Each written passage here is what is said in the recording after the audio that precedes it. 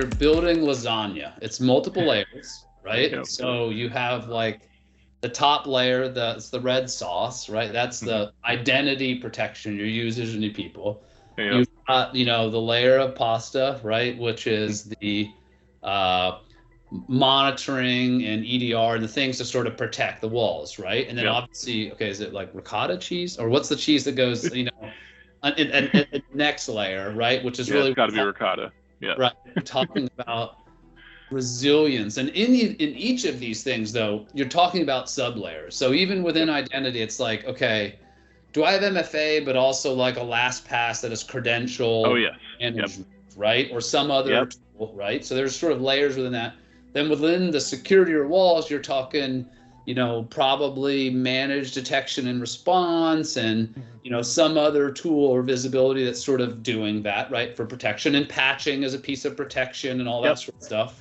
And those of you who are zero trust nerds like me, really, when we're talking about the who and the protect, those are your zero trust services. Okay. It's not really talking about resiliency in the zero trust model. It's really focusing on using your who to define, how your protections are going to work. Yep. And then obviously on the resilience layer, multiple layers of backup. Like everyone talks about the 3-2-1, sort of rule, right? But the idea is, assume that your local backups, maybe if you give up the credentials, get wiped out, right? Or even the backups in your DR site. So what is the extra layer, right, of backups that is immutable and air gap, that is not part of that network, has no tie to that network that you can recover from? Maybe slower, but it's an awesome Hail Mary. Absolutely. Right. And again, within those layers, we talked about protecting your people, but inside of security, remember there's security people in your team. Their credentials need managed, right? Because if those get taken, you take the walls down. They get taken in the resilience layer, right? Then the backups get destroyed. Even the ones, I remember we did a gig one time where they're like, but I have all my stuff in, I don't know, it was Dropbox or something. Well, the attackers logged in the Dropbox and deleted it all. So kind of erased that, that availability.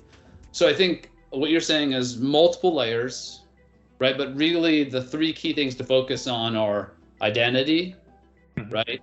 A layer of security that is the walls, and then a layer of resilience, which is really about how do I come back? And most people say backup, but it's not just as simple as backup. It has to do with choices of infrastructure, right? Multiple layers, all that sort of stuff, because being resilient doesn't just mean coming back from ransomware. Being resilient may mean I never let all my credit card systems go down, right, for more than 5 minutes in total across my 100 stores, right? So that sort of, the more technical RTO, RPO type stuff, which we're not going to dive into, but that is probably a layer of importance for people just to be considering how quickly do I need to be back up and running?